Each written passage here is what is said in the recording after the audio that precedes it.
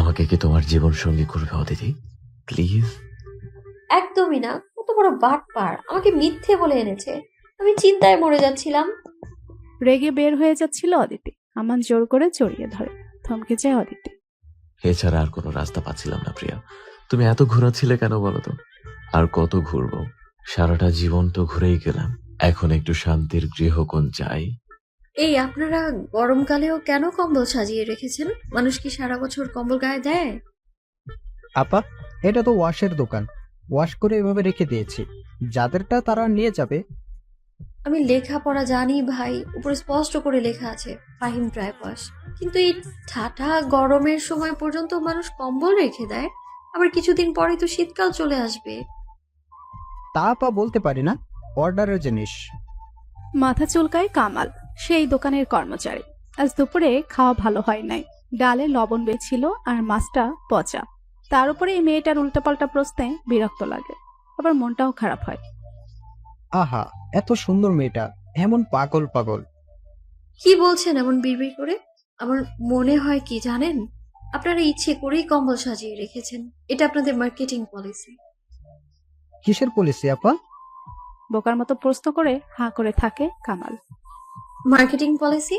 এমন কম্বল সাজানো দেখে কারো না কারো মনে পড়বে, তাই তো আমার কম্বলও সেই 1 বছর ওয়াশ করা হয়নি, তখন সেও এখানে চলে আসবে। সাথে আরো কয়েকটা সোয়েটার, শাড়ি বা শার্টও আসতে পারে। তখন আপনাদের ব্যবসা তো রমরমা। কামালের কাছে সুন্দর মতো পাগল মেয়েটা আরো কিছু বলতে যাচ্ছিল, কিন্তু কামালের কপাল ভালো, এজন্য অন্য একটা মেয়ে এসে তাকে উদ্ধার করে। এতক্ষণ যে কামালের সাথে বকবক করছিল তার নাম অদিতি। অদিতি আহসান। কপালের পাশে কিছুটা চুল এলোমেলো হয়ে ঘামে লেগে আছে। বান্ধবী মিতুর সাথে ভার্সিটি থেকে ফিরছিল। হঠাৎ একটা রিক্সা দাঁড় করিয়ে দেয় মিতু। ওর ঘরের ওয়াল ক্লকটার ব্যাটারি শেষ, মনেই থাকে না। আজ রাস্তার পাশে একটা দোকান দেখে রিক্সা দাঁড় করিয়ে কিনতে গিয়েছিল। আর সেই ফাঁকে অদিতি নজর বোলাচ্ছিল আশেপাশে। এমন ঠাটা রোদ্দুরের গরমে দোকানে কম্বল সাজিয়ে রাখা দেখে ওর হাসি পায়। ইচ্ছা করে বিরক্ত করতে আসে। অদিতির এই এক দোষ, ইচ্ছা করে এমন দুষ্টমি করে। ক্যাম্পাসের সব মামার ওকে এজন্য এড়িয়ে চলে। আড়ালে আবডালে বলে খেপি, তাই একটু খ্যাপাটে স্বভাবের আছে বইকি। এই যেমন সেকেন্ড সেমিস্টারে ওদের একটা ওয়ার্কশপ হবে, তখন একজন টিচার ফার্স্ট সেমিস্টারে কার সিজিপিএ কত জিজ্ঞাসা করে নাম টুকে নিচ্ছিলেন। অদিতি উঠে দাঁড়িয়ে বলে বসলো, স্যার, যদি ভালো সিজিপিএ ধারীরাই আপনার ছাত্রছাত্রী হয়, তারাই এসব ওয়ার্কশপে যেতে পারে, তাহলে আমাদের আর ক্লাসে থাকার কি দরকার? আপনি এখন থেকে ওদের নিয়ে ক্লাস করেন, আমরা বাকি 100 জন বরং চলে যাই। শিক্ষক বেচারা আমতা আমতা করতে লাগলেন। শেষে সবার থেকে নিলেন। সেই সবাই অদিতিকে বাহবা দিয়েছিল, যদিও এরাই অনেকেই তাচ্ছেড়া বলে। মিতুর কাজ শেষ, বাড়ির দিকে চলতে থাকে দুইজন। আগে মিতুর বাসা, এরপর অদিতি। মিতু নেমে গেলে বাকিটা পথ একাই যায় অদিতি। রিক্সা থেকে নেমে বাড়তি 100 টাকা রিক্সাওয়ালার হাতে ধরিয়ে দেয়। মামা, 1 গ্লাস শরবত খেয়ে নিয়েন, আপনি ঘেমে ভিজে গিয়েছেন। আর একটা কথা না বলেই হন হন করে অদিতি ওর বাড়ি ঢুকে পড়ে। রিক্সাওয়ালা কিছুটা অবাক হয়ে তাকিতে থাকে। আদি, পড়ালেখা কেমন চলছে তোমার? ভালো বাবা। আর তাছাড়া আমি যেহেতু চাকরি বাকরি করবো না, আমার সিজিপি নিয়ে এত চিন্তাও নেই। নোট গিলে পরীক্ষায় ধুম ধাড়াক্কা রেজাল্ট করারও কোনো ইচ্ছে নেই। অদিতিদের বাড়ির এই একটা নিয়ম, সারাদিন যে যেখানেই থাকুক রাতের খাবার টেবিলে সবাই একসাথে বসে খাবে। এটা অদিতির বাবা আহসানুল হকের অলিখিত নির্দেশ। একই সাথে খাবার টেবিলে মোবাইল নিয়ে বসা যাবে না, এটাও কড়াভাবে বলে দেয়া। হুম, তাহলে তো ছেলে দেখা শুরু করতে হয়। চাকরি বাকরি যখন করবি না, তাহলে মন দিয়ে ঘর সংসার কর। সেই হিসেব করলে তো তোকেই আগে বিয়ে দিতে হয়। চাকরি পাচ্ছিস না তো বিয়ে করে ঘর জামাই থাক, শ্বশুর বাড়িতে বাজার সদাই করে দিবি। আরাম করে মুরগির একটা হাড় চিবাতে চিবাতে বড় ভাই শোভনের খোঁচার বিপরীতে বড় একটা খোঁচা দিল অদিতি। বাস্তবতা হলো মাস্টার্স পাস, শোভন বেকারি বলা যায়। এখানে ওখানে চাকরির পরীক্ষা দিচ্ছে, কিন্তু এখনো বেটে বলে মেলেনি। তাহলে কি করতে চাও আদি? বাবা প্রসঙ্গে ফেরেন। সন্তানদের ক্যারিয়ার নিয়ে আর 10 জন বাবার মতো উনিও খুব চিন্তিত। আবার এদিকে ওনার চাকরির মেয়াদও শেষের দিকে, তখন কোয়ার্টার সহ চাকুরির অন্য সকল সুবিধা পাওয়া যাবে না। ছেলেটা পড়াশোনায় মোটামুটি, এখনো আশাব্যঞ্জক কিছু করতে পারেনি।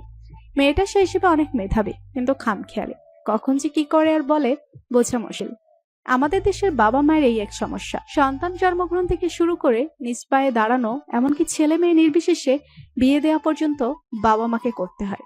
অথচ অধিকাংশ সন্তান এই বিয়ের পরে নিজের সংসার সন্তান নিয়ে এমন নিমগ্ন হয়ে পড়ে যে বাবা মা নামে পরম নিঃস্বার্থবান কেউ যে জীবনে আছে তা বেমালুম ভুলে যায়। এসব নিয়ে মাঝে মধ্যে ভাবে অদিতি। দেশের বাইরে উন্নত রাষ্ট্রে তরুণরা অল্প বয়সে নিজের দায়িত্ব নিজে নিয়ে নেয়।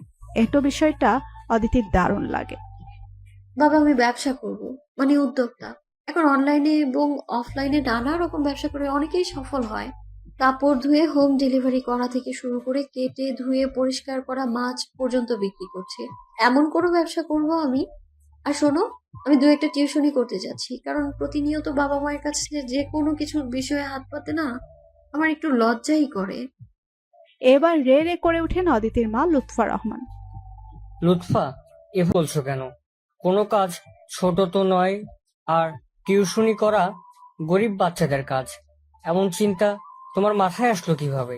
নিজের পায়ে দাঁড়ানোর জন্য বিভিন্ন দেশের স্টুডেন্টরা হোটেল রেস্তোরাঁয় কাজ করে, সেখানে আমাদের দেশের তো কত টিউশনি ভালো অপশন। তবে মা, ইদানিং কিন্তু ফ্রিল্যান্সিং খুব জনপ্রিয় হয়ে উঠছে ঘরে ঘরে। তুমি অনলাইনে গ্রাফিক্স ডিজাইন শিখতে পারো। শোনো শোভনের বাবা, শম্পার বিয়ের কথা ভুলে যেও না। আগামী সপ্তাহে কিন্তু যেতে হবে।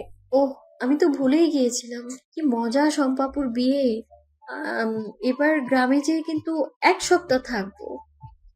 উল্লাসে মেতে ওঠে অদিতি। খাওয়া শেষ করে দ্রুত রুমে এসে মোবাইল খোঁজে। উদ্দেশ্য শম্পাকে একটু খোঁচাখুচি করা। শম্পা ওর বড় চাচার মেয়ে, স্থানীয় একটা কলেজে অনার্স 4th ইয়ারে পড়ে। ভীষণ স্নিগ্ধ, মায়াবী আর গুণী একটা মেয়ে। অদিতিরা বাড়িতে গেলে বড় চাচার বাড়িতেই চেয়ে ওঠে। শম্পা নানা রকম পিঠা বানায়, চাচি মজার মজার রান্না করে, আর গল্পে আড্ডায় ওদের দিন কেটে যায়। আপু, তো দুলাভাইয়ের কি অবস্থা? রাতে ঘুমাচ্ছে নাকি? হবু বউয়ের চিন্তায় তার রাতের ঘুম হারাম। টুক করে মেসেঞ্জারে শম্পার উদ্দেশ্যে একটু খোঁজে পাঠিয়ে দেয় অদিতি। গ্রামের অনেক আগেই খাওয়া দাওয়া শেষ, সুতরাং শম্পা এখন রুমে, ফোনের কাছেই থাকার কথা মনে মনে ভাবে অদিতি। তা আমি কিভাবে বলবো তোর সাথে কি কথা হয় আমার? ফিরতি মেসেজ শম্পার। কেন কথা হয় না কেন? তুমি করবা বিয়ে, সংসার করবা তুমি, তার টুকটাক কথা তো বলাই উচিত। আমাকে যে দেখতে এসেছিল সেই সময় যা একটু দেখেছি, কথা তো হয়নি। আর 1 মাসের মধ্যেই বিয়ে ঠিক। আমাকে মা শুধু বলেছে ছেলে ভালো আছে, ভালো একটা চাকরি করে, পরিবারও ভালো, রাজি হয়ে যা। আমি তো আর কিছু বলিনি। ব্যাস, বিয়ের আয়োজন চলছে। কেউ বলেনি যে ছেলে মেয়ে কথা বলুক, বা সেই ছেলেও কখনো ফোন দেয়নি।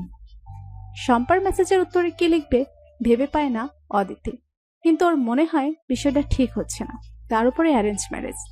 অদিতির তো এটা মনে হলেই আতঙ্ক লাগে। অচেনা জায়গায় অচেনা কারোর সাথে সংসার করা, না। শম্পাপুর বিষয়টা নিয়ে ভাবতে হবে, এটা নিয়ে কারোর সাথে কথা বলা যায়, ভাবতে হবে। গ্রামের বিয়ের একটা অন্যরকম আনন্দ আছে, মজা আছে।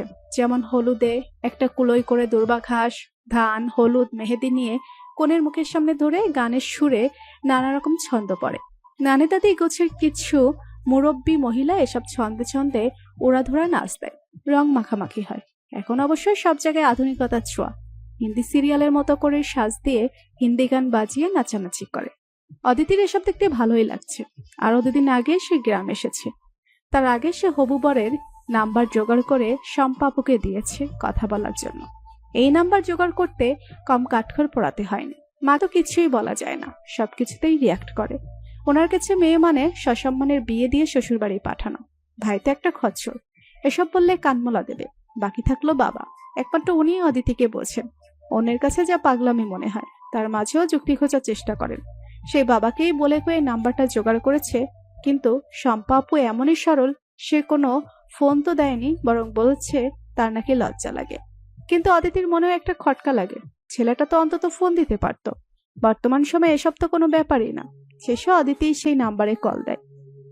হ্যাঁ দুলা ভাই, আমাকে ঠিক চিনবেন না। আমি হলাম আপনার শালিকা, একটু দুষ্ট টাইপ মিষ্টি শালিকা। বলেন, কেমন আছেন? ওই পেশির ব্যক্তি তখন ঘুরে আছে। এত সাবলীল মিষ্টি নারী কণ্ঠের কথা শুনে থতমত খায়, কোনো রকমে বলে, জি ভালো আছি, আপনি ভালো আছেন? কিভাবে ভালো থাকি বলেন? আপনার বিয়ে ঠিক, আর এখনো হবু বউয়ের সাথে কোনো কথাই বললেন না। মোবাইল জিনিসটা আছে কিসের জন্য? কথা বলার জন্য তো, তাই না? জি, ঠিক বলেছেন।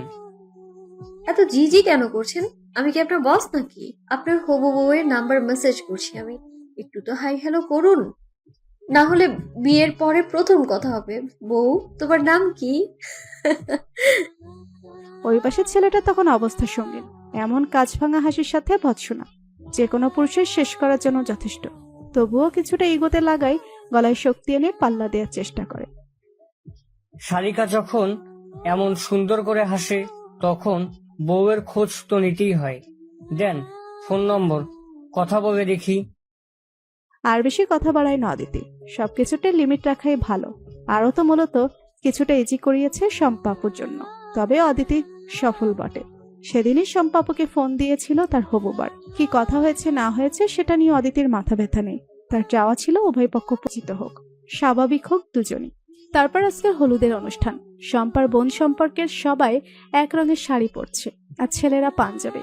দেখতে ভালোই লাগছে, কিন্তু অদিতির কাছে এটাকে নিছক অপচয় মনে হচ্ছে। কারণ কাপড়ের যে কোয়ালিটি তাতে আরেকবার পরার মতো না। কিন্তু সবার জন্য কিনতে গেলে যে টাকা খরচ হচ্ছে তাতে ওর বড় চাচার ওপর বেশ চাপই চাপে। এর মধ্যে বড় ফুফুর মেজো মেয়ে শাড়ি পায়নি বলে ফুফু বেশ মুখ ভার করে বসে আছেন। ব্যাপারটা হলো বড় ফুফু সবার বড়। ওনার মেয়েরাও প্রায় অদিতিদের মা চাচিদের বয়সী বলা চলে। এখন উনি যে এমন কালারফুল রঙাচঙা শাড়ি পরতে চাইবেন তা কেউ বুঝতেই পারেনি। আর তাছাড়া কেনার সময় ভুল করে কম পড়ে গেছে, এখন ওই কালারের পাওয়া মুশকিল। তাছাড়া কেনা হয়েছে বেশ দূরের জেলা শহর হতে, যা এই গ্রাম থেকে বেশ দূরের পথ। বিয়ে বাড়িতে এমন ছোটখাটো হট্টগোল হবেই যেন। তবে অদিতি এসে সমাধানের পথ বের করে। ওর শাড়িটা শম্পা আগে আলাদা করে পাঠিয়ে দিয়েছিল যেন ম্যাচিং ব্লাউজ বানাতে পারে। শাড়ি তো তেমন পরে না, ব্লাউজ না তারই কথা। সেই শাড়িটা নিয়ে সে বড় ফুফুর হাতে দেয়। তুমি কি পারবা? শাড়ি ছাড়াও বহু রকম ড্রেস আছে ফুপি। আমি এই কালারের কাছাকাছি তেমন একটা ড্রেস পরে নিব। আর তাছাড়া আমি শাড়ি খুব একটা ভালো সামলাতে পারি না। তা তোমার মতো বয়সের মেয়েরা আজকাল কিন্তু ভালো শাড়ি পরতে পারে। তুমি তো দেখি একালের সাথে তাল মিলাইতে পারবা না। তাল মিলাতে গেলে তো আপনার মেয়ে শাড়ি পাইতোই না ফুপি। আর আপনি তখন এইভাবে মুখ কালো করে বসে থেকে আনন্দের পরিবেশ অন্যরকম করে ফেলতেন। অদিতির ফুফু শাড়িটা নিলেন বটে, কিন্তু মুখটা করলো তিতা করল্লা খাওয়ার মতো। এমন করা কথা শোনার অভ্যাস নেই তার। বড় বলে সবাই তাকে সমীহ করে, আর বেশি সমীহ করে ঝামেলায় বাঁধে। এজন্য হলুদের অনুষ্ঠান নির্বিঘ্নেই হলো। মেয়েরা সব শাড়ি পরলে অদিতি পরল সাদা কামিজের সাথে সাদা চুড়িদার আর চুন্নি বাটিকের মাল্টি কালারের একটা ওড়না। সবার মধ্যেও অদিতি আপন আলোয় ও আত্মবিশ্বাসে ভিন্নভাবে উজ্জ্বল। কিন্তু ঝামেলা বাঁধলো বিয়ের দিন, যাকে ভাবতেও পারেনি। বিয়ের দিন সকাল থেকে হই হুল্লোড়। 7টা ছাগল জবাই হয়েছে ভোরের আলো ফোটার আগে। সেগুলো কাটাকুটি করে রান্নাবান্না করছে স্থানীয় বাবুর্চিরা। মশলার ঘ্রাণে জায়গাটা মমা করছে। চেনা অচেনা আধা চেনা আত্মীয় স্বজনে ভরে গেছে ঘর। এত লোকজনের মাঝে অদিতির অস্বস্তি হয়, বিশেষ করে যখন কেউ বলে, ও তুমি আস্থানের মেয়ে না? তার ডাগর হয়ে উঠছ তো, তোমারও তো বিয়ে দেওয়া উচিত। অদিতির হাসি পায়। বিয়ে হওয়া ছাড়া মেয়েদের বুঝি আর কোনো কাজ নেই। কিন্তু অদিতি রাগ করে না, বিরক্ত হয় না, কারণ এসবে লাভ নেই।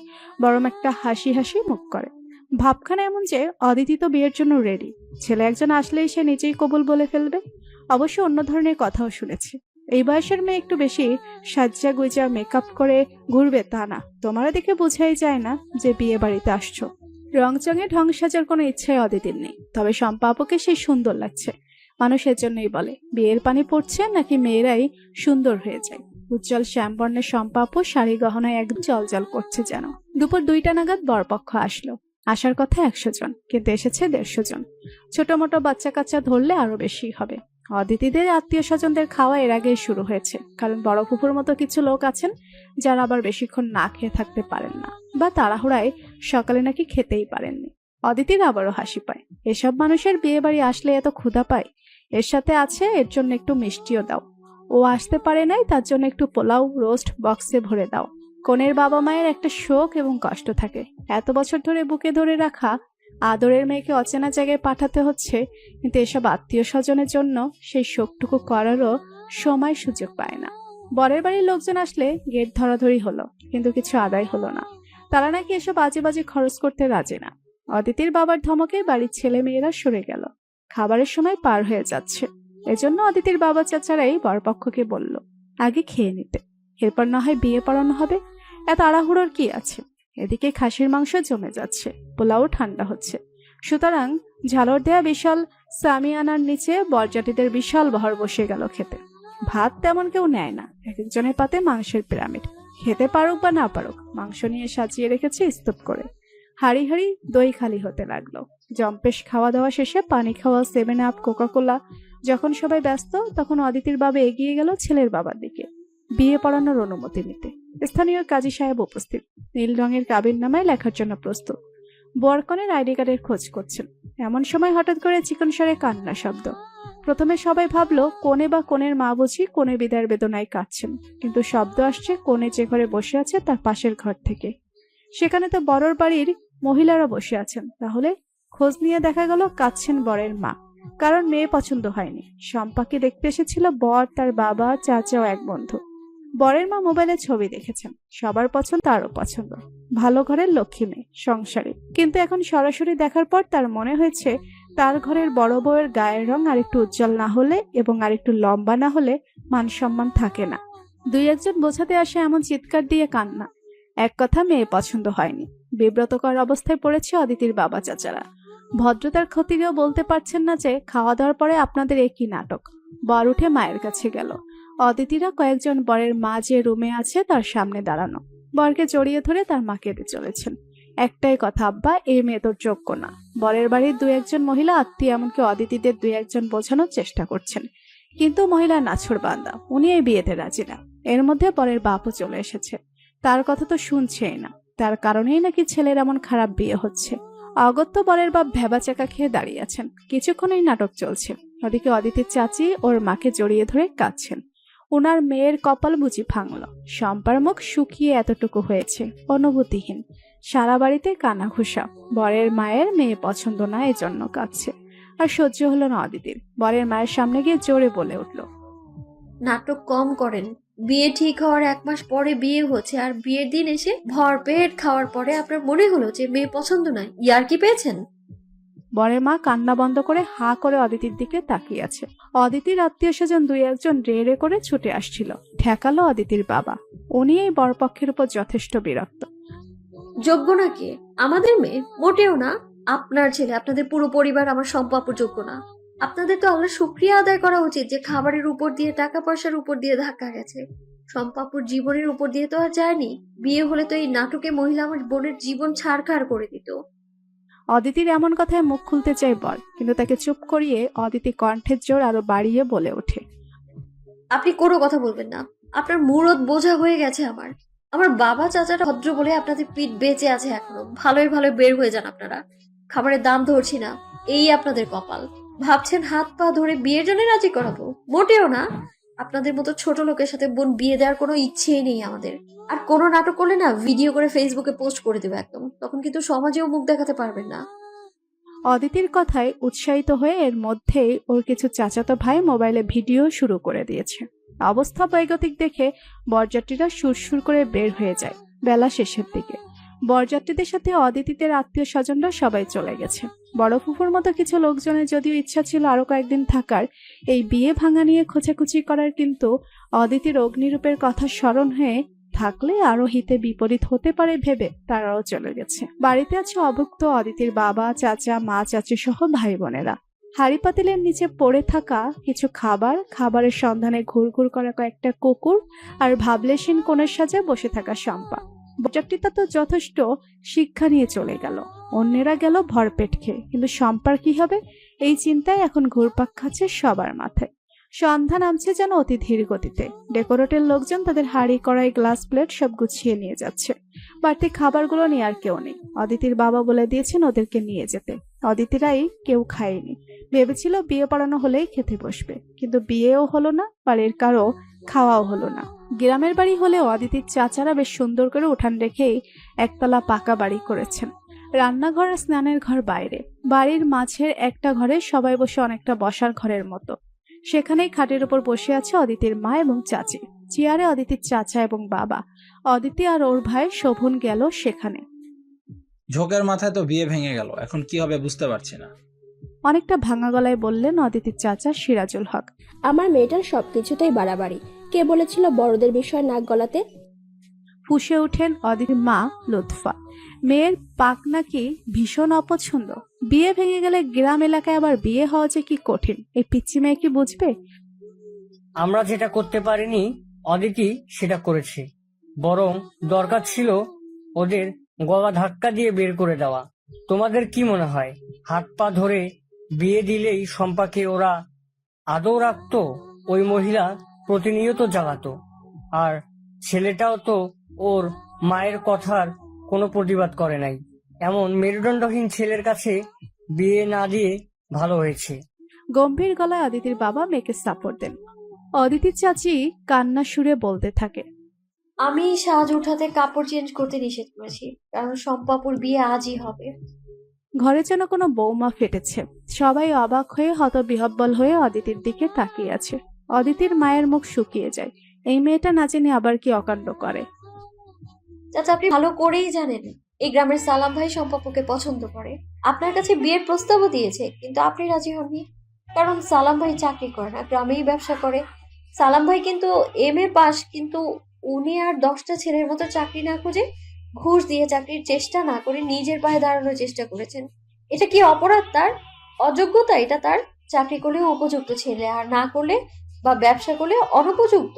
এই ধারণা একদম ভুল। আমি যতদূর জানি সালাম ভাই সদালাপি, বিনয়ী ছেলে, পাকা বাড়িও আছে। আর সেখানে বিয়ে হলে তো সম্পর্ক গ্রামেই থাকতো, যখন তখন দেখতে পারতেন।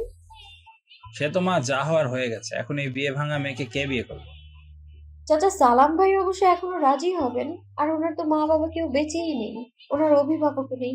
এই জন্যই তো আরো বেশি এই প্রস্তাবে রাজি ছিলেন না, তাই না চাচা? অথচ মাতৃপিতৃহীনদের আরো বেশি ভালোবাসা উচিত। এখন দেখেন, এটাই শাপে বর হবে। আমি শিওর সালাম ভাই রাজি হবেন। আর ওনার বাবা মা না থাকলে বিয়ে ভাঙা মেয়ে এমন অপবাদ দেওয়ার কেউ নেই। তুই চুপ কর। জীবনটা নাটক সিনেমা পেয়েছিস নাকি? যা ইচ্ছা করে যাচ্ছিস, বলে যাচ্ছিস। তোকে এখানে কে ডেকেছে? আর তোমাকেও বলি, মেয়েকে ঠেকাও, আদর দিয়ে আর সব কথায় সায় দিয়ে আর মাথায় তুলো না। খেকিয়ে ওঠেন লুৎফা। মেয়ের কথা বার্তা সহ্য হচ্ছে না। মেয়ে যথেষ্ট বড় হয়েছে, ওর সাথে এমন ব্যবহার করবেন না। অদিতির কথায় যথেষ্ট যুক্তি আছে। আজই বিয়ে দিতে পারলে ভালো, কারণ গ্রাম এলাকার যত সময় যাবে ততই নানা কথার হাত পা হবে। কিন্তু তার আগে শম্পার সাথে কথা বলে সবার আগে জরুরি, কারণ মেয়েটা একটা ট্রমার মধ্যে পড়েছে। সেখানে একটু সময় না দিয়ে আজই আরেকজন জায়গায় বিয়ে দেওয়ার কথা মানতে পারবে তো? এই কথায় শম্পার মায়ের যেন হুঁশ হয়। তাই তো, ওনার তো আগে এর পাশেই থাকা উচিত। অবশ্য নিজের ছোট বোনকে বসিয়ে রেখে এসেছিলেন, তবুও সবার কথাবার্তার মাঝে ছুটে যান মেয়ের কাছে। মেয়েটাকে তো ধাতস্থ করতে হবে, ওর মনের অবস্থাও জানতে হবে। এদিকে ভাইয়ের সাথে আরো 2-1টা কথা বলে অদিতির বাবাও গেল শম্পার ঘরের দিকে। সালামের বিষয়টা একটু শুনতে হবে। অদিতির কথাই ঠিক, সালাম ছেলেটা বিয়ের প্রস্তাব দিয়েছিল, কিন্তু ব্যবসা করে বাপ মা নেই, এজন্য শম্পার বাবা রাজি হয়নি। এখন নিজেই সেই কথা স্বীকার করলেন। চাকরিজীবী ছেলে দেখে আরো ভালো করে খোঁজ না নেওয়ার জন্য আফসোস করলেন। শম্পার রুমে ঢোকার আগে অদিতির বাবা আগে ধরলেন অদিতিকে। এ কিভাবে সালামের কথা জানলো? তবে কি শম্পার সাথে সালামের কোনো সম্পর্ক ছিল? বাবা, আমি জানতাম তুমি আমার কাছে আসবে, আর আরো জানি কি জিজ্ঞেস করবা। দাঁত বের করে হাসতে হাসতে বলে অদিতি। আহসানুল হক মেয়ের সরলতা, বুদ্ধিমত্তা এবং সাহসিকতায় মুগ্ধ হন। মেয়েকে কিছুই জিজ্ঞাসা করেন না, মাথায় হাত দিয়ে বলে, এমনি থাকিস মা। এরপর শম্পার ঘরে ঢুকে ওর পাশে বসেন। নরম স্বরে বলতে থাকেন, মারে, জানি খুব খারাপ লাগে, কিন্তু হাত পা ধরে এই বিয়ে হলেও আমরা যে আরো চিন্তায় থাকতাম। যা হয়েছে সব আল্লাহর ইচ্ছে। অদিতি কোনো একটা ছেলের কথা বলেছিল, সালমান নাম, চিনো নাকি? অদিতি তো তার সাথে বিয়ের কথা বলেছিল। চাচা, সালমাকে আমি গ্রামের একজন হিসেবেই চিনি। শুনেছিলাম বিয়ের প্রস্তাব দিলে আব্বা রাজি হয় নাই, কারণ সে এতিম। এই বিষয়টা আমার ভালো লাগে নাই। তার চরিত্র খারাপ বা অসৎ, অলস হলেই আলাদা কথা, কিন্তু বাবা মা নেই বলে কি তার বিয়ে হবে না? এটাই একদিন অদিতিকে বলেছিলাম। আর বিয়ে ভাঙতে আমি মোটেও দুঃখ পাইনি। এই যুগেও যার গায়ের রং, তার কতটুকু লম্বা, সেই হিসাবেই সুন্দর করে অসুন্দরের মাপ আর কবুল বলার আগে মুহূর্তে বিয়ে ভেঙে দেয়। সেখানে বিয়ে না হওয়াই আশীর্বাদ। মা, তুমি কি এই ছেলেটার উপর আরেকটু ভরসা করবে? চাচা, অদিতি এত সাহসী, এত ভালো কেন জানেন? কারণ তার বাবা আপনি। আমি আপনাকে চোখ বন্ধ করে বিশ্বাস করি। আহসানুল হক বের হয়ে এখানে সেখানে ফোন দিয়ে সালামের খোঁজ খবর নেয় এবং আরো দু একজন নিয়ে হাজির হয় সালামের সামনে। গ্রামের কারো জানতে বাকি নেই যে শম্পার বিয়ে ভেঙেছে। সালামও জানে। ঘরে বসে টিভি দেখছিল, এমন সময় আহসানুল হক অনেকটা করজোড়ে দাঁড়ায়। সালাম আহসানুল হককে চিনে, ছুটে এসে হাত ধরে। আহসানুল হক সালামের হাত দুটো নিজের হাতের মধ্যে নিয়ে বলেন, তোমার বাবা নেই বলেই বিয়ে হয়নি। দেখো তো বাবা, আমাকে বাবা হিসেবে মানতে পারো কিনা? তাহলে আমি না হয় তোমার বাবা হয়ে আর সম্পাদ চাচা হয়ে বিয়েটা দিতাম। মনে মনে হয়তো ভাবছো মেয়ের বিয়ে ভাঙ্গার এসব বলছে, সেটা সত্যি কথা, স্বীকার করার উপায় নেই। আবার মেয়ে পক্ষের লোক হয়ে হাত পা ধরেও আপত্তি নেই। তবুও আমার মেয়েটা আর কষ্ট না পাক। ধরা গলায় বলে সালাম। সেদিন রাত 12টায় সালাম শম্পার বিয়ে হয়। অদিতি জোরে গান ছেড়ে পিচ্চিদের নিয়ে নাচতে থাকে। আজ অদিতির টিউশনের প্রথম দিন। ছাত্রী ক্লাস 6-এ পড়ে। আজ মূলত অদিতির ইন্টারভিউ, মানে তাকে নিয়ে ছাত্রী পড়ানো চলবে কিনা এটাই কোষ্ঠী পাথরে যাচাই বাছাই করা হবে। অনেকটা এভাবেই বলেছেন নন্দিতা আপু। আপু অদিতির সিনিয়র, ভালো পরিচয়, উনি নিজে টিউশনি করেন। আপুকেই ধরেছিল একটা টিউশনি খুঁজে দেওয়ার জন্য। বেশ ভালো অভিজাত এলাকায় আপু এই মেয়েকে খুঁজে দিয়েছেন। এখন দেখা যাক কি আছে অদিতির কপালে। দোতলা একটা ডুপ্লেক্স বাড়ি, অফ হোয়াইট কালারের বড় বাসা, সামনে সবুজ লন। দারোয়ানকে নিজের নাম এবং কেন এসেছে জানাতেই সে আবার ইন্টারকমে যোগাযোগ করে। ওই পাশ থেকে গ্রিন সিগন্যাল পেতেই অদিতিকে ড্রয়িং রুম দেখিয়ে দেয়। এই বাড়িতে অনেক গাছ আছে, এটা দেখে অদিতির খুব ভালো লাগে। ও নিজেও গাছ পছন্দ করে, কিন্তু কোয়ার্টারের ছোট্ট ব্যালকনিতে কাপড় শুকিয়ে আর গাছ লাগানোর জায়গা থাকে না। ড্রয়িং রুমে নানা রকম পেন্টিং আছে, যেটা অদিতি মুগ্ধ হয়ে দেখছিল। এমন সময় একজন মধ্যবয়সী ভদ্রমহিলা নেমে আসলেন। সুন্দর একটা শাড়ি পরে আছেন। এমন গাড়ি এখন নানা অনলাইনের পেজে দেখা যায়। 1000 থেকে 1200 টাকা দাম। ভদ্রমহিলার গমের মতো গায়ের রঙের সাথে মাস্টার্ড কালারের শাড়ি আর ম্যাচিং ব্লাউজে অসাধারণ লাগছে। নাকে একটা ছোট্ট ডায়মন্ডের নোচপিস ছাড়া আর কোনো অলংকার নেই। বড় চোখ আর একটু চাপা নাকের ফর্সা গোলগাল চেহারা, কিন্তু ওনার মুখ জুড়ে কেমন একটা মায়া জড়িয়ে আছে। দেখলেই মনে হয় অনেক দিনের চেনা আন্তরিকতা। অদিতি ভদ্রতা করে উঠে দাঁড়িয়েছিল। উনি বসতে বললেন, আপনার নাম তো অদিতি আহসান। আমি রেহনুমা খানম, সুটকি মানে তাবাসসুমের মা। আমরা তাবাসসুমকে বাসায় সুটকি বলি, ছোট কিনা এজন্য। আপনার সম্পর্কে নন্দিতা বলেছে আপনি ফিজিক্স পড়েন, সুতরাং মেধাবী সন্দেহ নেই, বরং আমার মেয়ে ফাঁকিবাজ। দেখেন একটু বুঝিয়ে পড়াশোনায় মন লাগাতে পারেন কিনা। আমার আসলে দরকার ওর বন্ধু হতে পারে, মানে ওকে বুঝে এবং বুঝিয়ে পড়াশোনায় ফেরাতে পারে এমন কাউকে। আমি নিশ্চিত আপনিই পারবেন। আমি আপনার মেয়ের মতো, প্লিজ তুমি করে বলবেন আমায়। মেয়ের মতো তো বটেই, তুমি করেই বলি। আমার এক ছেলে আছে যে তোমার চেয়ে বড় এবং ইঞ্জিনিয়ারিং শেষ করলো। শোনো, ছোট হলেও তুমি একজন শিক্ষক, সুতরাং পেমেন্টের বিষয়ে কথা বলাটা বিব্রতকর। নন্দিতা যেটা বলেছিল সেটাই ফাইনাল। তোমার ঢঙ্গি ছাত্রীকে ডাকছি, পরিচিত হও। শেষের কথা বলে মিষ্টি হাসি দিলেন রেহনুমা। হাঁপ ছেড়ে বাঁচল অদিতি। মনে মনে শঙ্কিত ছিল, না জানে কি পরিস্থিতির সম্মুখীন হয়। কিন্তু আন্টি বেশ ভালো। দিতা আপু এই তাবাসসুমকে কিছুদিন পড়িয়েছে, কিন্তু এখান থেকে আপুর হোস্টেল অনেক দূরে হওয়ায় আর পড়াবেন না। অদিতিদের বাসা হতে আবার খুব বেশি দূরে নয়। মিস, আপনি যে ড্রামা দেখেন, কিম সু হিউনকে আপনার কেমন লাগে?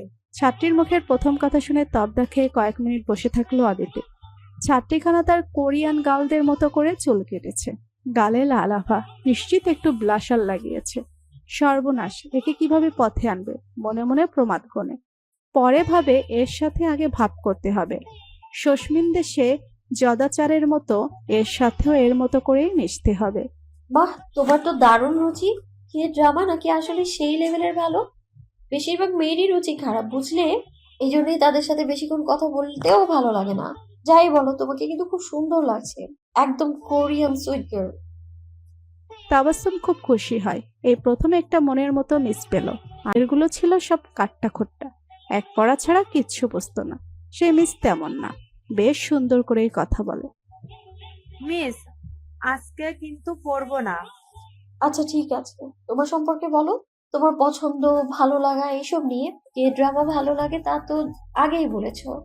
এছাড়া আর কি কি বা কাকে ভালো লাগে এইসব? তাবাসসুম অতি উৎসাহে গল্প করতে থাকে, এক ফাঁকে বলে, আমার প্রিয় মানুষ হলো আমার ভাইয়া। পৃথিবীর সবাই আমার বিপক্ষে গেলেও ভাইয়া আমার পক্ষে। আমার জন্ম হলে সবচেয়ে খুশি হয়েছিল আমার ভাইয়া। আমার সব আবদার চাওয়া সব ভাইয়ার কাছেই করি। জানেন, আমার ভাইয়া হওয়ার পরে আম্মু আর বেবি হচ্ছিল না, তখন ভাইয়া খুব আফসোস করতো একটা ভাই বোনের জন্য। আমি হলে এজন্য ভাইয়া খুব খুশি হয়েছিল। ভাইয়ের কথা বলতে বলতে তাবাসসুমের চোখ কেমন জল জল করে। অদিতির ভীষণ ভালো লাগে। ইস, ওদের ভাই বোনের সম্পর্ক যদি এমন হতো। ওর ভাইয়া ওকে অনেকটা প্রতিদ্বন্দ্বী মনে করে। অদিতি কোনো কাজ না পারলে বা কোনো কাজে অসফল হলে ভাইয়া বরং খুশিই হয়। মেয়ে হয় অদিতি কেন মেধাবী বা ওর চেয়ে ভালো জায়গায় ভালো সাবজেক্টে পড়ছে, এটা ওর ভাই শোভন নিতেই পারে না। আর ওদের মায়ের একচেটিয়া সমর্থন ওর ভাইয়ের দিকে। কেমন যেন মন খারাপ হয় অদিতির, একই সাথে তাবাসসুমের ভাইকে দেখার বেশ একটা আগ্রহ জাগে। বেশিরভাগ মেয়েদের বৃষ্টি ভীষণ পছন্দ, কিন্তু অদিতির একদম পছন্দ নয়, কারণ তার মারাত্মক অ্যালার্জি। বৃষ্টির পানি গায়ে লাগলেই হাসি শুরু হয়ে যায়, এরপর আসে জ্বর। ক্লাস পড়ার ফাঁকে টিউশনি করে অদিতির সময়গুলো বেশ তির করে চলে যাচ্ছে। তাবাসসুম বেশ ভক্ত হয়ে গিয়েছে। খালি মিনিট বিশেক ওর সাথে কে ড্রামা আর হাল ফ্যাশন নিয়ে আলোচনা করতে হয়। অদিতির জন্য এটা কষ্টকর বটে, কারণ কাজল, লিপস্টিক আর ফেস পাউডার ছাড়া মেকআপের আর কোনো কিছু আছে বলে ওর জানা নেই। এখন গুগল, ইউটিউব আর ফেসবুকের কিছু পেজের ভরসার দায় সারে অনেকটা। একদিন টিউশনিতে যাওয়ার পথে বৃষ্টিতে পড়লো অদিতি। সকালে এমন রোদ মনে হয়নি যে বৃষ্টি হতে পারে, কিন্তু দুপুরের পর থেকে মেঘের আনাগোনা। ঠিক যখন রিক্সা ছেড়ে তাবাসসুমদের বাসার লনে পা রাখলো, একদম ঝুম বৃষ্টি। অদিতির এমন রাগ হলো, সে আকাশের দিকে মুখ তুলে অনেকটা রাগত স্বরেই বলে উঠল, এইটা কোন কথা? অসময়ে কেন বৃষ্টি? অদিতির মুখভঙ্গি দেখলে যে কারো হাসি লাগবে, এবং হাসলো একজন, যাকে অদিতি দেখতে পায়নি। তাবাসসুমের ভাই তানভীর ব্যালকনিতে দাঁড়িয়েছিল। সাধারণত সে এই সময় বাসায় থাকে না, এজন্য অদিতিকে কখনো দেখেনি। কিন্তু তাবাসসুমের বকবকানির কল্যাণে অদিতির বিষয়ে জানতে বাকি নেই। বোনটাকে অসম্ভব ভালোবাসে তানভীর। যত ব্যস্ততাই থাকুক, প্রতিদিন 1 ঘন্টা বরাদ্দ বোনের জন্য। তাবাসসুম খুব সরল। এই বয়সের কিশোরী মেয়ের মধ্যে কি জটিলতাই বা থাকবে, কিন্তু কিছুতেই পড়ার টেবিলে বসানো যাচ্ছিল না। নতুন মিস পড়ানো শুরু করার পর থেকে তাবাসসুমের বেশ উন্নতি হয়েছে। সন্ধ্যায় নিয়মিত পড়তে বসছে, ক্লাস টেস্টে প্রথম ভালো করেছে। এজন্য তানভীর ভাবছিল অদিতির সম্মানই আরো বাড়িয়ে দেওয়া উচিত। আর তাছাড়া ওদের মা বলেন অদিতি মোটেও সময় হিসাব করে পড়ায় না, এটাও মেয়েটার আন্তরিকতার লক্ষণ অবশ্যই। আজ অদিতিকে প্রথম দেখলো তানভীর, খুব সাদামাটা বেশভূষায়। মেয়েটা লিপস্টিক পর্যন্ত দেয় না। এমন মেয়ে কিভাবে ওর বোনকে বশ করলো, ভাবতেই অবাক লাগে তানভীরের। তাবাসসুমের হাল ফ্যাশন আর মেকআপের প্রতি তীব্র আকর্ষণ। অদিতি নামের মেয়েটাকে ওর খুব ইন্টারেস্টিং মনে হলো। সেদিন পড়াতে পড়াতেই অদিতির হাসি শুরু হলো। ইস, এই ভয়টাই পাচ্ছিল অদিতি। তাবাসসুম যদিও টিস্যু বক্স এনে দিয়েছে, কিন্তু অদিতির মনে হলো ওর গামছা হলেই ভালো হয়। গঙ্গা যমুনা সব যেন ওর নাম দিয়ে বইছে, কিন্তু বিপত্তি হলো আর একটা। তাবাসসুমের ভাই দেখা করতে চায়। তাবাসসুমের ভাইকে দেখার ইচ্ছে অদিতিরও ছিল। এত গল্প শুনেছে তার, কিন্তু এই অবস্থায় দেখা করার মোটেও ইচ্ছে নেই। এদিকে তাবাসসুম নাছোড়বান্দা, অগত্যা না করার উপায় থাকলো না। আপনাকে তো দেখি অসুস্থ দেখাচ্ছে। সালাম বিনিময়ের পরে তানভীর প্রথম এই কথাটাই বলল। অদিতি চরম বিব্রত, কোনো রকমে বলল, আমার আসলে বৃষ্টির পানিতে অ্যালার্জি হয়। আজ গায়ে বৃষ্টির পানি লেগেছে। তানভীর উঠে বাইরে যেয়ে আবার ফিরে আসলো।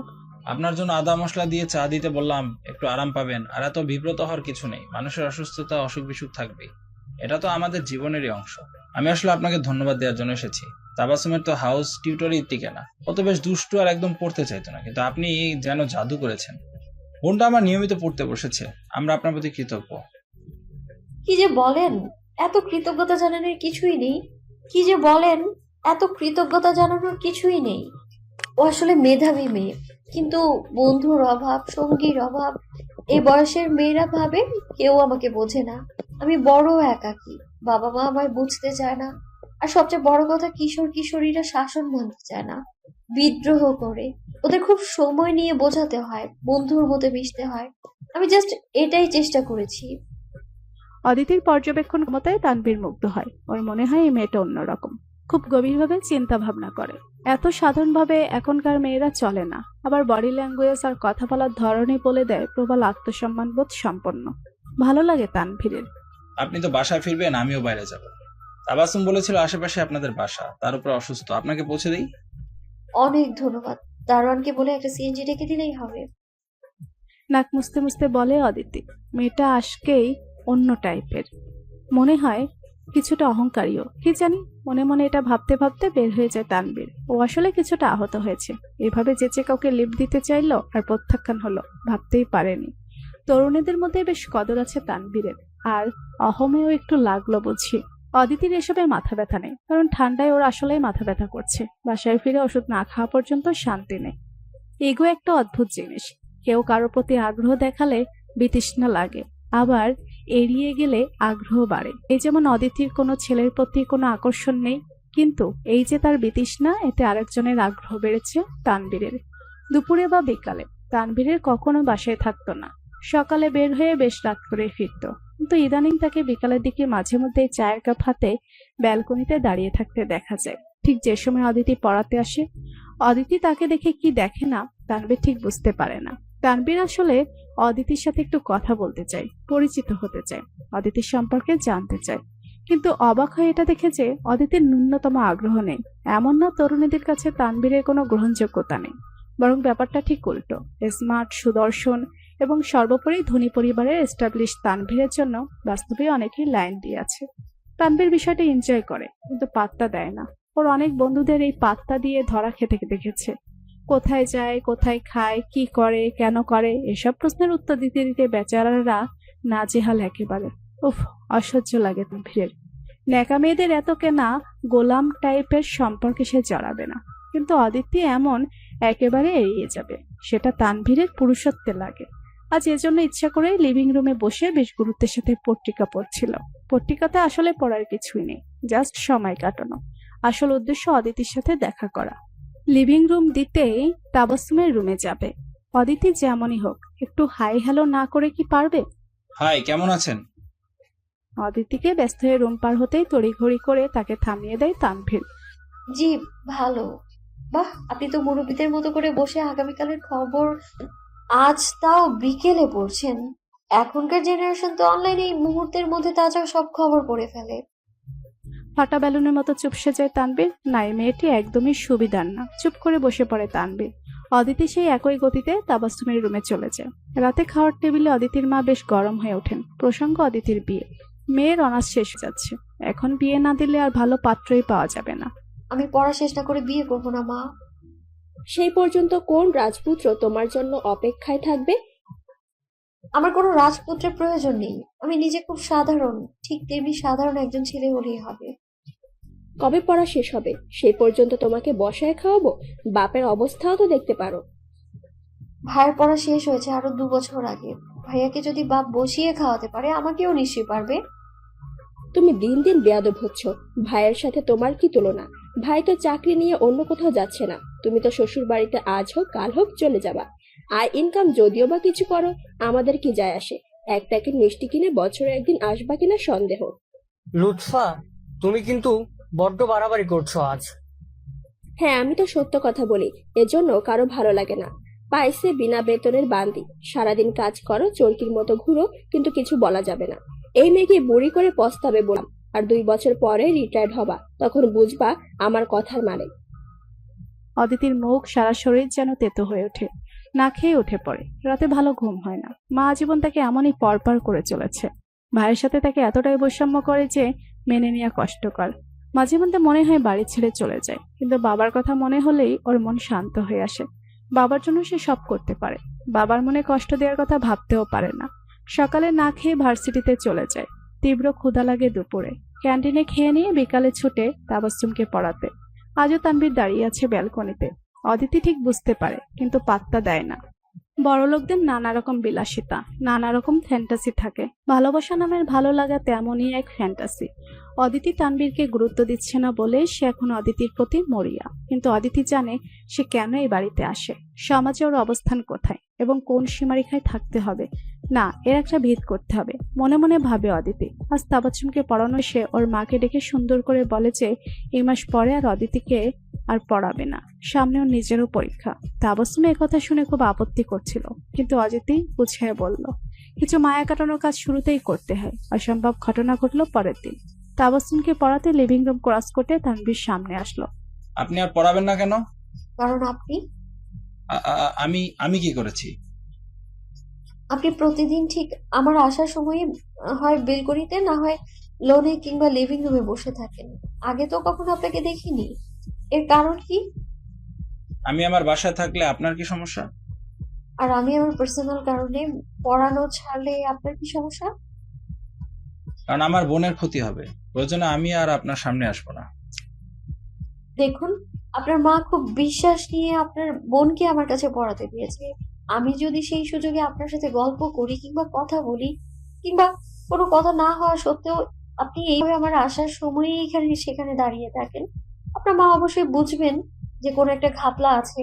আর উনি ঘটনা কিছুই না হওয়া সত্ত্বেও দায়ী করবেন আমাকে। আমাকেই সুবিধাবাদী ভাববেন। আর আমাকে শুধু নয়, প্রয়োজনে তাগিদে টিউশন করতে আসা সব মেয়েদেরই উনি খারাপ ভাবতে শুরু করবেন।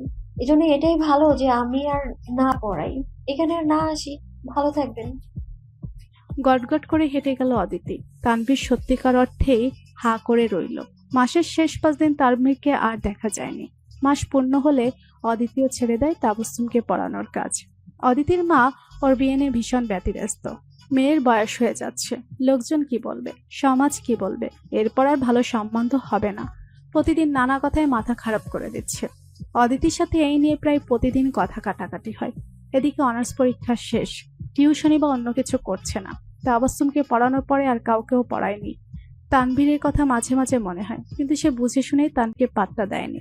তানভীর ধনির দুলাল, তাবাচ্চুমের ভাই হিসেবে অসাধারণ সন্দেহ নেই, কিন্তু অদিতি সামান্য হাউস টিউটার, সে হিসেবে দূরত্ব বজায় রাখাই ঠিক আছে। বয়সের উন্মাদনায় আর ইগোর জন্য অদিতির প্রতি সাময়িক ভালো লাগার জন্ম নিতে পারে, কিন্তু এগুলোকে প্রশ্রয় না দেওয়াই ভালো। যাক, সে চ্যাপ্টার শেষ। এখন কিছু না করলে মায়ের কথায় বাসায় টিকে থাকা দেয়। এদিকে বাবাই অদিতিকে সবসময় সাপোর্ট দিয়ে আসছেন, কিন্তু তারই চাকরি আছে আর 6 মাস। এজন্য উনিও মানসিকভাবে একটু ভঙ্গুর অবস্থায় আছেন। তার উপরে মায়ের জোরাজুরিতে গ্রামে যেটুকু জমি জমা ছিল সব বিক্রি করে ভাইয়ের ব্যবসার পুঁজি করে দিয়েছেন। এটাতেও বাবা অনেক কষ্ট পেয়েছেন। সব মিলায় বাসের অবস্থা থমথমে। অদিতি বসে না থেকে অনলাইনে কিছু কোর্স করে ফেলে ফ্রিল্যান্সিং এর উপর। একসাথে বাবার সাহায্যে ওদের কোয়ার্টারের পাশে একটা হাই স্কুলে যোগদান করে। খুব ভালো স্কুল না, কিন্তু অভিজ্ঞতা তো বাড়বে।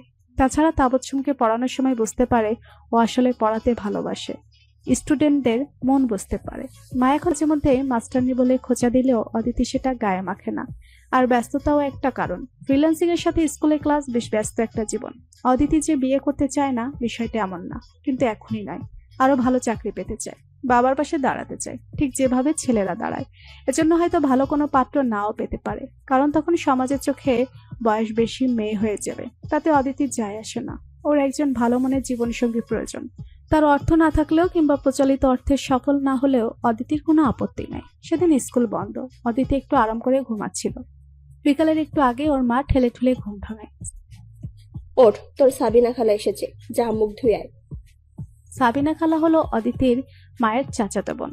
এই মহিলাকে অদিতি 2 চোখে দেখতে পারে না। অসহ্য একটা মানুষ, নিজের পয়সার গরমে বাঁচে না। কিন্তু এখন ঘুম ভেঙে মায়ের সাথে ক্যাচাল করতে ভালো লাগছে না। উঠে হাত মুখ ধুয়ে বসার ঘরে ঢোকে। হ্যাঁ রে ও লুৎফা, মেয়ের বয়স হয়েছে, খেয়াল করস না? হাই হাই, চোখের নিচে কালি ফালাইয়া কি হয়েছে?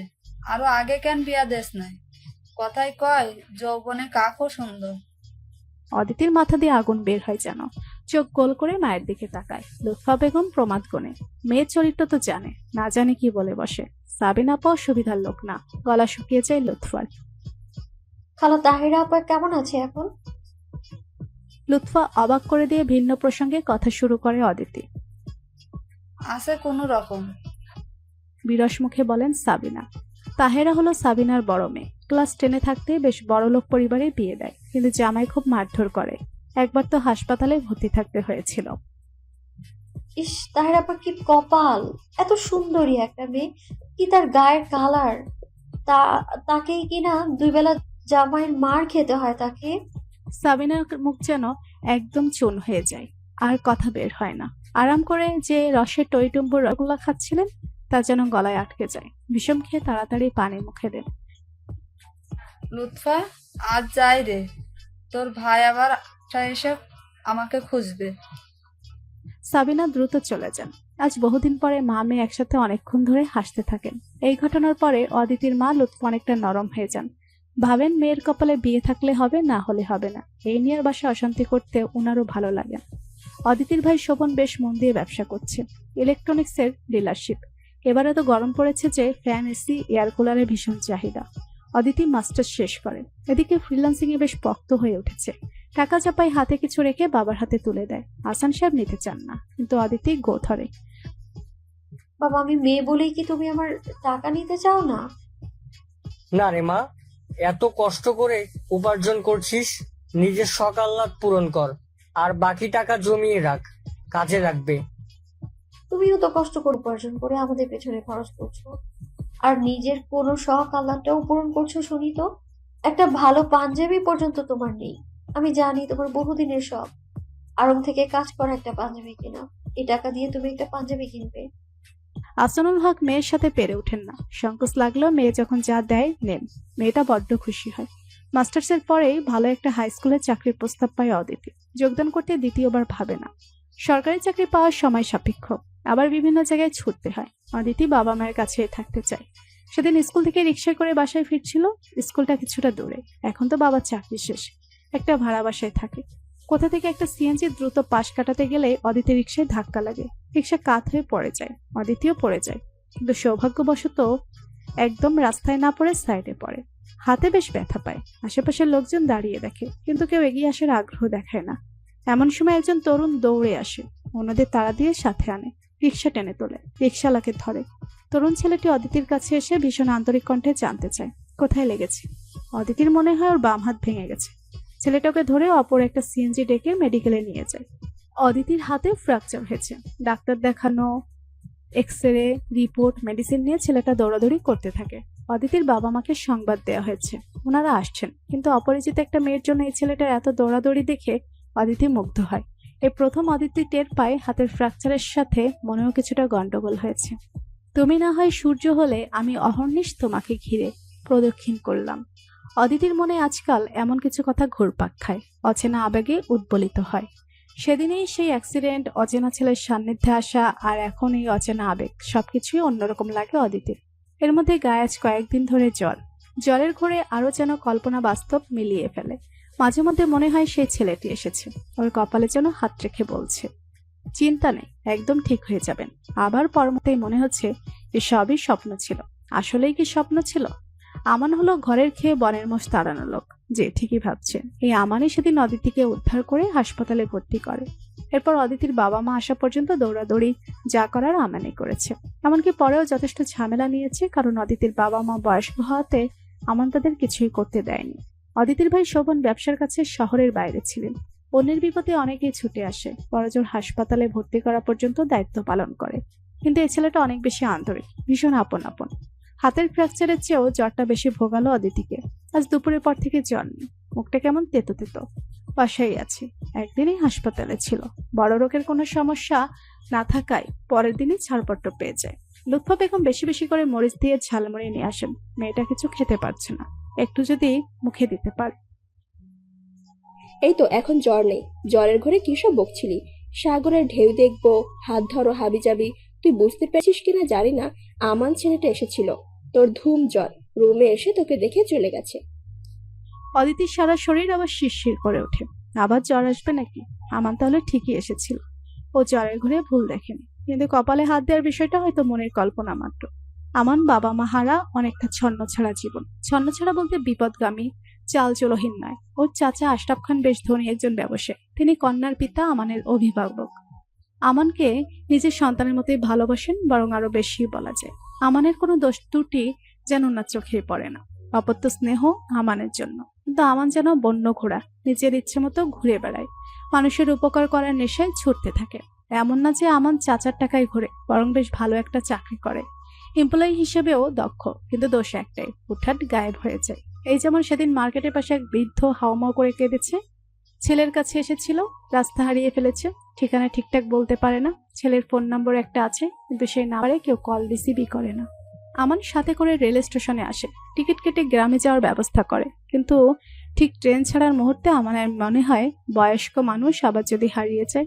ছেলে তো মনে হয় ইচ্ছে করেই দায়িত্ব এড়ানোর জন্য ফোন ধরছে না, ব্যাস আরেকটা টিকিট কেটে চলে যায় বৃদ্ধের সাথে সেই সুদূর রংপুর। এই হলো আমার, যা মনে হয় তাই করাই ওর স্বভাব। বোর্ডিং আর হোস্টেলে কেটেছে অনেকটা সময়। এরপর ওর চাচা খুব চেয়েছিল নিজের কাছে রাখতে, কিন্তু সে রাজি হয়নি। একটা কথাই বলেছিল, চাচি আমাকে ভালোবাসেন, আমি চাই ভালোবাসা অটুট থাকুক। তবে এটা ঠিক, আশরাফ সাহেবের হস্তক্ষেপ না থাকলে আমানের চাকরি করাই কঠিন হতো। যদিও এটা ওর তৃতীয় চাকরি গত 2 বছরে। কিছুটা স্বর্ণ ছাড়া ছেলেটার প্রেমেই মজেছে অদিতি। মেয়েগুলো কেন জানি ঠিক এই ধরনের ছেলের প্রেমেই বেশি মগ্ন হয়, কিছুটা আবেগে কিছুটা মায়ায়। অদিতি সুস্থ হয়ে আমাদের ফোন নাম্বারটা নেয়, বাবার কাছেই নাম্বারটা ছিল। 2 দিন ফোন দিয়ে দেখে বন্ধ, সংযোগ দেওয়া সম্ভব হচ্ছে না জানায়। চিত হয় অদিতি, ফোন নাম্বার কি তাহলে ঠিক নেই? তবুও পরের দিন আবার ফোন দেয়। এবার রিং বাজে, অদিতির বুকে ধুকভুক ধুকভুক করতে থাকে। হ্যালো, কে বলছেন প্লিজ? আমি অদিতি। অদিতির মনে হয় ও ভুল করছে, শুধু নাম বললে কি আর চিনবে? কিন্তু অদিতির ভুল করেছে ভাবনাটাকে ভুল প্রমাণ করে দিয়ে ফোনের ওপার থেকে একটা প্রাণোচ্ছল কণ্ঠ বলে উঠল, আরে অদিতি, আপনার জ্বর কমেছে? হাতের কি অবস্থা? প্লাস্টার কবে খুলবে? আপনি তো মনে হয় খাওয়া দাওয়া প্রায় বন্ধই করে দিয়েছিলেন। আন্টি তো তাই বলেছিল। না খেলে সুস্থ কিভাবে হবেন বলেন তো? একেবারে তব্দ খেল অদিতি। এত কথা সে আশা করেনি, কৃতজ্ঞতা জানানোর জন্য ফোন দিয়েছিল। আমি ভালো আছি এখন, জ্বর নেই, 2 দিন পরেই প্লাস্টার খুলবে। আমি আসলে কৃতজ্ঞতা জানানোর জন্য ফোন দিয়েছি। আপনি আমার জন্য যেভাবে দৌড়াদৌড়ি করেছেন তা আপনার মানে আপন আত্মীয় ছাড়া তো কেউ করে না। তা আমাকে আপন আত্মীয় মনে করুন না তাহলে। আর এই কৃতজ্ঞতা জানানোর মতো এত ফর্মাল কাজ করা লাগে না। না, মানে আমি আসলে সেটা বোঝাতে চাইনি। অদিতি, আমি এখন কোথায় জানেন? আমি এখন বান্দরবানে। গত 2 দিন ট্রেকিং করেছি। এসব পাহাড়ে বা সমুদ্রে আসলে নিজেকে খুব ছোট্ট মনে হয়। তখন জাগতিক সব দুঃখ কষ্ট সবকিছু তুচ্ছ মনে হয়। এই যে আপনি এতটা ফর্মাল হয়ে বলছেন, সামাজিক জীব হিসেবে একদম পারফেক্ট বিষয় নিয়ে, কিন্তু এই পাহাড়ি পরিবেশে মনে হচ্ছে এসবও কত তুচ্ছ। এটা তুচ্ছ হতে পারে, কিন্তু এভাবে অন্যের বিপদে ঝাঁপিয়ে পড়া তো তুচ্ছ নয়। কয়জন পারে এমন বলেন? এমন মানুষকে কদর করাও তো দরকার। সেটাও কিন্তু তুচ্ছ কোনো বিষয় নয়। আমরা এই ধরনের মানুষের মূল্যায়ন করি না বলেই তো আজ সমাজে স্বার্থপর মানুষে ভরে যাচ্ছে। অদিতি, আপনার কথাগুলো এবং কথা বলার স্টাইল দারুণ। এভাবে ফোনে হবে না। সামনাসামনি চা অথবা কফির সাথে আপনার সাথে যুক্তি পাল্টা যুক্তির ঝড় তুলতে হবে। দেখা হবে খুব শীঘ্রই। ততক্ষণে ভালো থাকুন। অদিতিকে অবাক করে দিয়ে ফোন রাখলো আমান। অদিতি খালি ভাবতে থাকলো, এটা কি হলো? জরুরি হো মুঝকো তুম জैसे हवा इंसान सुन को ऐसे तला हूं मैं तुमको जैसे कि पर जमीनों को। এই গানটা অদিতির সম্ভব ভালো লাগে। একটা হিন্দি মুভির গান, কিন্তু এর আবেদন এর রেস্টে কাটেই না। অদিতির হাত এখন ভালোই বলা যায়। স্কুলে যাচ্ছে নিয়মিত। ছাত্রছাত্রীরা অদিতিকে ভীষণ পছন্দ করে। ফিজিক্সের মতো কঠিন সাবজেক্টকে খুব ঝরঝরে করে হাতে কলমে বুঝিয়ে দেয়। এজন্য অবশ্য অদিতিকে বেশ পরিশ্রম করতে হয়। ইউটিউবে দেশে বিদেশের বিভিন্ন লেকচার ফলো করে, নোট নেয়। বিভিন্ন লেকচারের সাথে হাতে কলমে বিভিন্ন জিনিস দিয়ে সূত্রগুলোর বাস্তব পরীক্ষা দেখায়।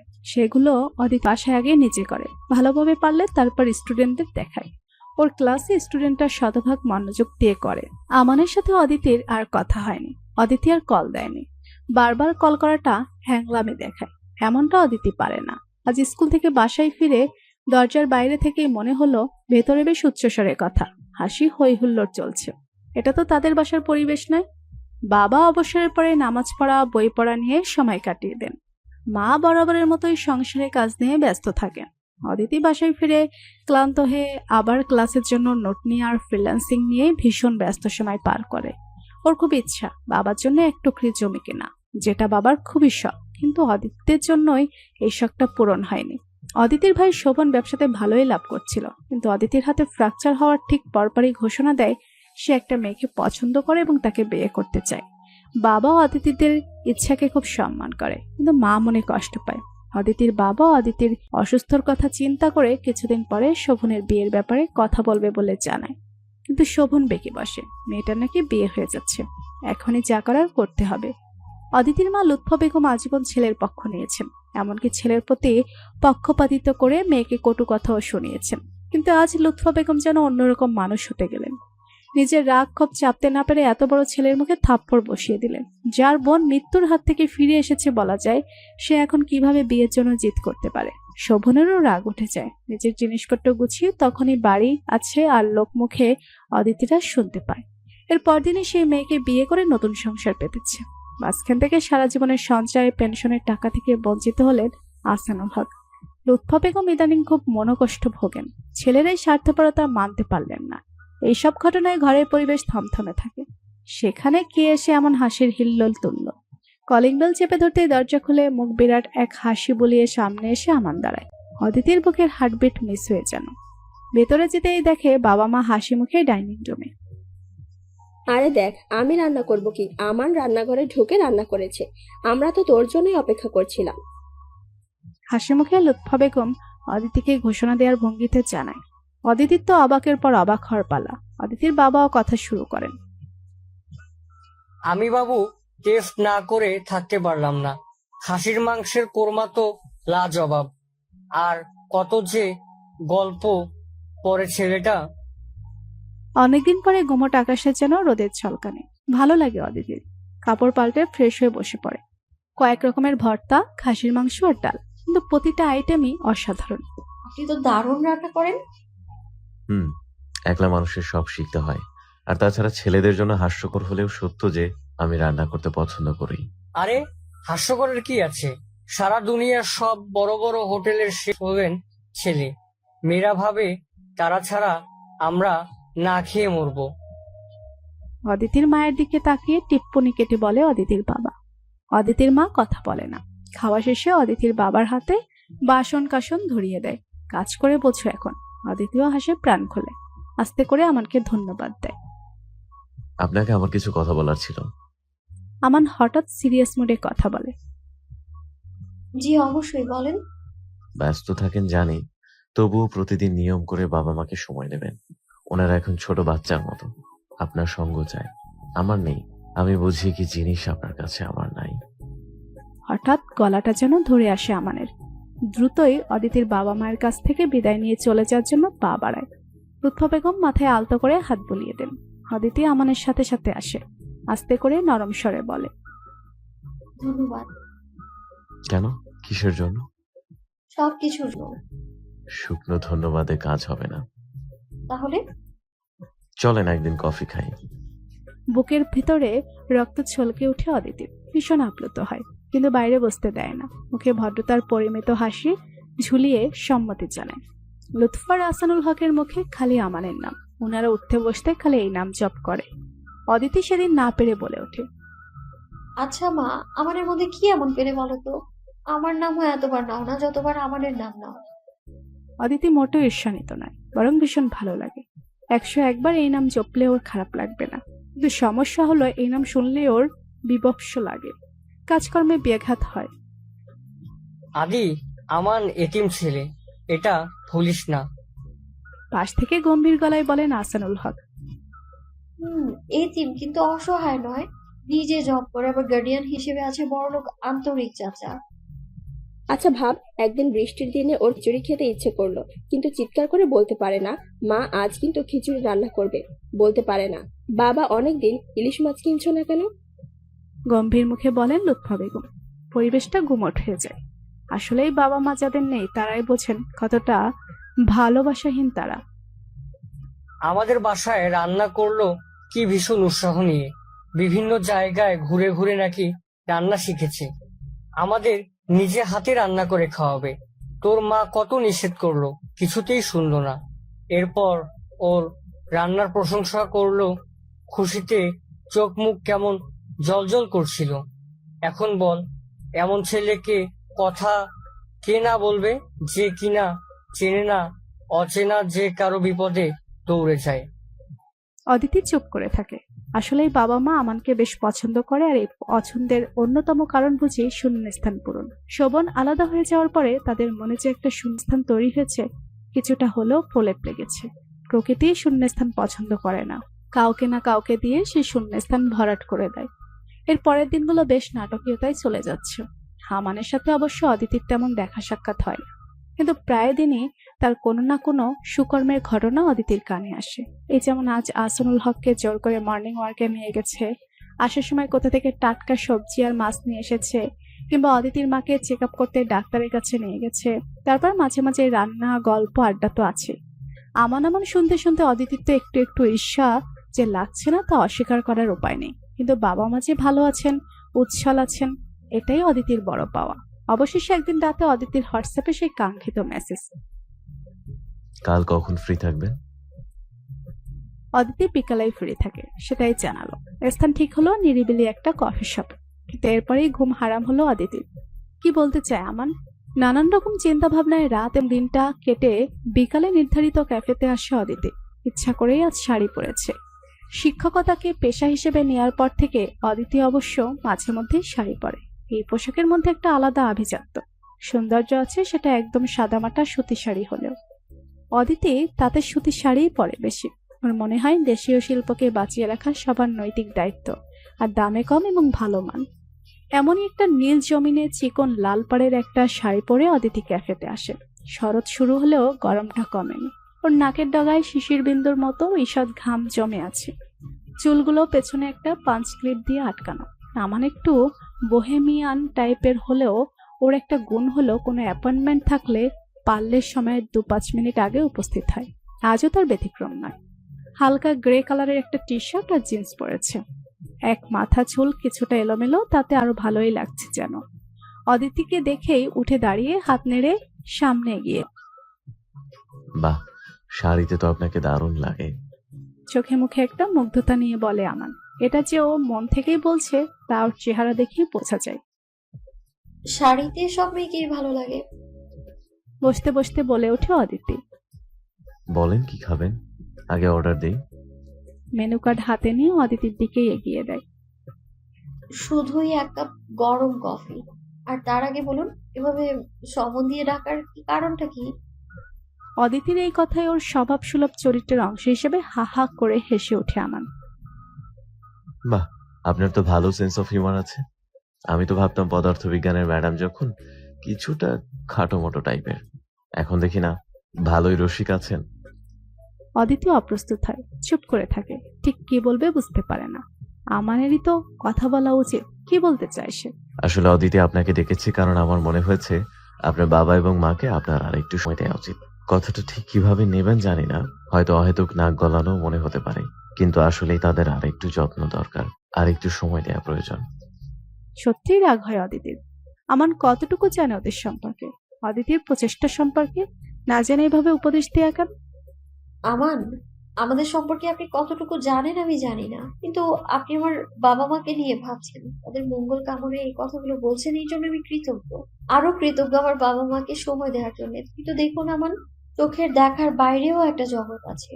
এই যেমন আমি বাবা মাকে সময় দিতে পারি না, কারণ আমাকে তাদের জন্যই, তাদের স্বপ্ন পূরণের জন্যই ছুটতে হয়। আমার লজ্জা করছে যে এগুলো আপনাকে বলছি। আমি হয়তো কখনোই বলতাম না, কিন্তু আপনি প্রসঙ্গটা উঠানোতেই আমি বলছি। আমরা যে বাসায় থাকি সেটা ভাড়া বাসা, অথচ বাবার আজীবনের ইচ্ছা সে নিজের একটা টিন শেড হলেও বাড়ি হবে, একটা আঙিনা থাকবে। তার পেনশনের সব টাকাই তো ভাইয়া নিজের ব্যবসায় লাগিয়ে আলাদাভাবে দিব্যি নিজের মতো আছে। কিন্তু আমি রাত দিন এক করে ছুটে চলেছি এই স্বপ্ন পূরণে।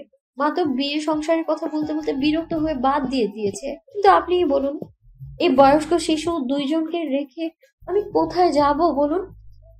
একটা না অনেক কথা বলে থামে অদিতি। ওর খুব বিরক্ত লাগছে। নিজের উপর নাকি আমানের উপর, নাকি কফি শপে ঠিকমতো কাজ না হওয়া এসির উপর? অদিতি না বুঝতে পারে না, চুপ করে বসে থাকে। আমানও যেন কিছুটা অপ্রস্তুত, চুপচাপ কফি শেষ করে। এবার তাহলে আসি, কফির জন্য ধন্যবাদ। আর কোনো কথা না বলে, কোনো উত্তর অপেক্ষায় না থেকে বের হয়ে যায় অদিতি। কফিটা কি বেশি তিতকুটে ছিল? জিহ্বা মন সব এমন তিতে হয়ে গেল কেন? আজ 2 দিন ধরে আমান অদিতির ফোনে মেসেজ দিচ্ছে, কিন্তু অদিতি ইগনোর করছে, কারণ অদিতি সত্যিই বিরক্ত। আমানকে অন্যরকম ভেবেছিল। নিঃসন্দেহে আমান অনেক কেয়ারিং, কিন্তু না জেনে কেন এভাবে মন্তব্য করবে? রাতের বেলা খাবার টেবিলে বসতে হঠাৎ করে আমান এসে টেবিলে বসে। বিরক্তিতে অদিতি ভ্রু কুঞ্চিত করে। আমান এখানে? অদিতির বাবা এখনো খেতে আসেনি, আর মা রান্নাঘরে। অদিতি, আমি সরি। আপনি আমার কোনো মেসেজেরই উত্তর দিচ্ছেন না, এই জন্য এভাবে অনাহুতের মতো আসতে বাধ্য হলাম। আপনি অনাহত কেন হবেন? আমার বাবা মা তো আপনাকে বাড়ির সদস্যের আসনে দিয়েছেন। আপনি তো দেননি। মানে? মানে খুব সহজ। আমি মানছি আমার এভাবে কথা বলা উচিত হয়নি, কিন্তু আমাকে তো আত্মপক্ষ সমর্থনের সুযোগ দেওয়া উচিত ছিল। আমার সরি বলার সুযোগটুকু তো দেবেন। আমার বাবা মা মারা যান ছোটবেলায়, এরপর বোর্ডিং স্কুলে, তারপর হোস্টেল, হল, আর এখন একটা স্টুডিও অ্যাপার্টমেন্টে। এভাবেই চলছে জীবন। এই যে আপনি খাওয়ার টেবিলে বসে আছেন, আপনার মা রান্নাঘরে কাজ করছেন, একটু পরেই আপনার বাবা আসবেন, একসাথে বসে রাতের খাবার খাবেন। ঠিক এমন একটা জীবন আমার কাছে স্বপ্ন। দেখুন, আমি আজীবন বাউন্ডুলে গোছের মানুষের জন্য দৌড়াই ঠিকই, কিন্তু মানুষ আমাকে কতটা ভালোবাসে, কতটা মনে রাখে, প্রয়োজনের সময় আমাকে কল দেয়, ভাই এক রক্ত লাগবে, জোগাড় করে দিতে পারবেন? কিন্তু প্রয়োজন মিটলে একবার জানতে চায় না।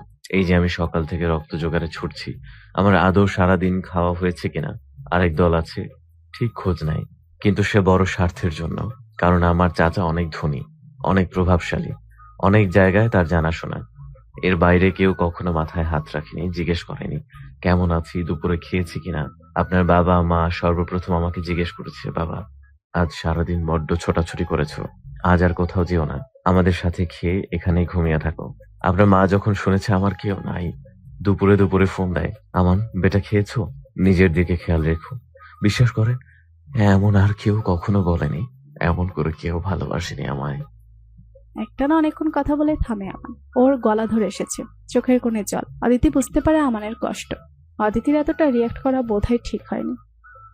তবে অদিতি, আপনার যুদ্ধটা কিন্তু আমার চেয়ে কম কঠিন না, বরং অনেক সময় আরো বেশি। আমি বুঝি আপনি মেধাবী, কিন্তু শুধুমাত্র বাবা মায়ের সাথে থাকার জন্য অন্য কোনো চাকরির চেষ্টা করেননি। এর চেয়ে বড় কষ্ট যেটা আপনাকে প্রতিনিয়ত স্বীকার করতে হচ্ছে তা হলো এভাবে বিয়ে না করে থাকা।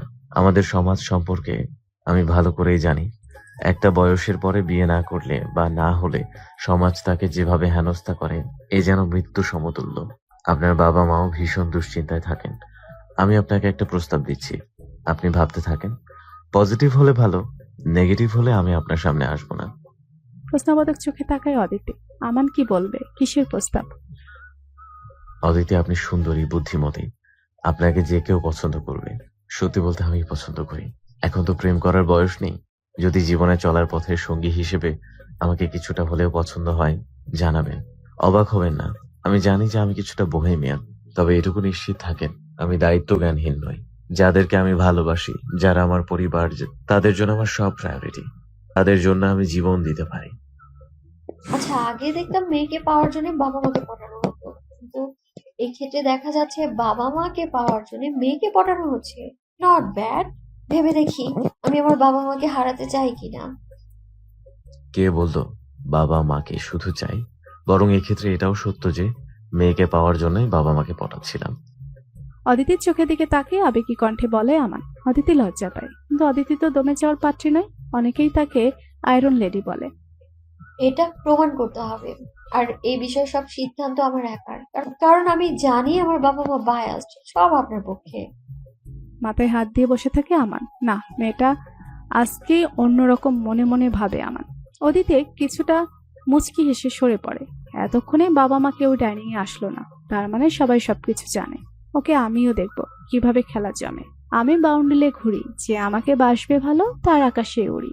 আমি স্টিল সে গুড়ি, মাথায় করে রাখলে আমায় খেলবো লুকোচুরি, খেলবো লুকোচুরি। অদিতি গান শুনছিল, অনুপম রায়ের গান। ওর ভালো লাগে, এই গানটা শুনতে ওর ভালোই লাগে। আবার আমানের কথাও মনে হয়ে হাসি পায়। আমান তো নিজেকে বাউন্ডুলে বলে। আমানের সাথে অদিতির বাবা মা মিলে বিয়ের জন্য খুব লেগেছে, কিন্তু অদিতির একটাই কথা, আমান চোখে পছন্দ করে প্রমাণ কি? আমার নিশ্চিত বাবা মায়ের ভালোবাসার লোভে অদিতিকে বিয়ে করতে চায়। কি অদ্ভুত কথা, তাই হয়? লুৎফা বেগম বলেন, কিন্তু আসল বিষয়টা আসনুল হক বুঝতে পারেন। আমানের কানে টিপস দেন, মেয়ে পটাও। যুগের ছেলে হয়ে এটুকু বুঝো না? ব্যাস, একে তো নাচনি বুড়ি, তার উপরে ঢোলের বাড়ির মতো অবস্থা হলো যেন। আজ গোলাপ, কাল দোলন চাপা, এরপর অন্য কোনো ফুল, এভাবে রোজ সকালে কিছু না কিছু হাতে আমান দাঁড়িয়ে থাকে। তারপর 2 দিন পর পর কফি খাওয়ার দাওয়াত, নানা রকম শাড়ির গিফট, মাঝরাতে কল, অদিতি বাসার নিচে আছি, 1 কাপ চা হবে। অদিতির ভালো লাগে অবশ্যই, কিন্তু বুঝতে দেয় না। এই সময়গুলো আসলেই দারুণ লাগে। বিয়ে তো হবে, অদিতি রাজি না হওয়ার কোনো কারণ নেই, কারণ অদিতির মূল চিন্তার বিষয় হলো বাবা মা। সেখানে আমান বাবা মাকে মাথায় করে রাখে, সুতরাং না বলার তো কোনো কারণই নাই। কিন্তু আমানের এই পাগলামিগুলো অদিতি এনজয় করে, খুব ভালো লাগে। কিন্তু একদিন সকালে আমান আর আসলো না, সারাদিনের খোঁজ নেই, পরের দিনও না। অদিতি উদ্বিগ্ন হয়, আমানের নাম্বারে কল দেয়, বন্ধ। বাবা মাও কিছু বলতে পারেন না। এমন তো হয় না বাবা মাকে কিছু না বলে তো কোথাও যায় না, তাহলে উফ, আর ভাবতে পারে না অদিতি, ওর মাথা ছিঁড়ে যায় যেন। পরের দিন স্কুল থেকে ফিরে দেখে বাবা মা ব্যাগ গুছিয়ে বসে আছে, তাদের চোখে মুখে চিন্তার ছায়া। অদিতি, গুছিয়ে নে, আমান কক্সবাজারে, আমাদের সেখানেই যেতে হবে। এয়ারের টিকিট কেটেছি, এক্ষুনি যেতে হবে। বাবার কণ্ঠে এমন কিছু ছিল যে অদিতি আর প্রশ্ন করতে সাহস পায় না, যা পারে গুছিয়ে বেরিয়ে পড়ে। মনের মধ্যে নানা প্রশ্ন, কোনো অ্যাক্সিডেন্ট, খুব খারাপ অবস্থা না হলে এয়ারে যাচ্ছে কেন? মুখ শুকিয়ে যায়। কক্সবাজারে নেমে বাবা ওদের নিয়ে একটা অভিত হোটেলে উঠলে অদিতি প্রশ্নবোধক চোখে তাকায়। আমানের চাচা ঠিক করে দিয়েছে, ব্যাগ রেখে ফ্রেশ হয়ে আমানকে দেখতে যাব। বাবা, আমার ফ্রেশ হওয়ার দরকার নেই। আচ্ছা, রুমে ব্যাগ রেখে আয়। অনিচ্ছায় রুমে চাবি নিয়ে চলে যায়। পেছনে বাবা মা মেটে মেটে হাসতে থাকে। অদিতির দরজা খুলতেই চমকে যায়। আমান হাঁটু গেড়ে বসে আছে, হাতে একটা রিং। আমাকে কি তোমার জীবন সঙ্গী করবে অদিতি, প্লিজ? একদমই না, কত বড় বাটপার, আমাকে মিথ্যে বলে এনেছে। আমি চিন্তায় মরে যাচ্ছিলাম। রেগে বের হয়ে যাচ্ছিল অদিতি। আমান জোর করে জড়িয়ে ধরে, থমকে যায় অদিতি। এছাড়া আর কোনো রাস্তা পাচ্ছিলাম না প্রিয়া। তুমি এত ঘোরাচ্ছিলে কেন বলো তো? আর কত ঘুরবো? সারাটা জীবন তো ঘুরেই গেলাম, এখন একটু শান্তির গৃহকোণ চাই। অদিতির কানে ফিসফিস করে বলে আমান, এরপর ওকে ছেড়ে দেয়। হাত ধরে রুমের ব্যালকনিতে নিয়ে যায়, ব্যালকনি থেকে সমুদ্র ঘাঁচে। কি সুন্দর তাই না অদিতি? এখানে বাবা মা কেউ নেই, শুধু তুমি আর আমি। এখানে আমাকে গ্রহণ করো প্লিজ। অদিতি কাপা হাত বাড়িয়ে দেয়, আমান আংটি পরিয়ে দেয়। আংটি পরিয়ে শক্ত করে হাত ধরে থাকে। সামনে আদিগন্ত সমুদ্র, সীমাহীন আকাশ। অদিতি আমান সেদিকে তাকিয়ে নিজেদের ভবিষ্যৎ নিয়ে ভাবতে থাকে।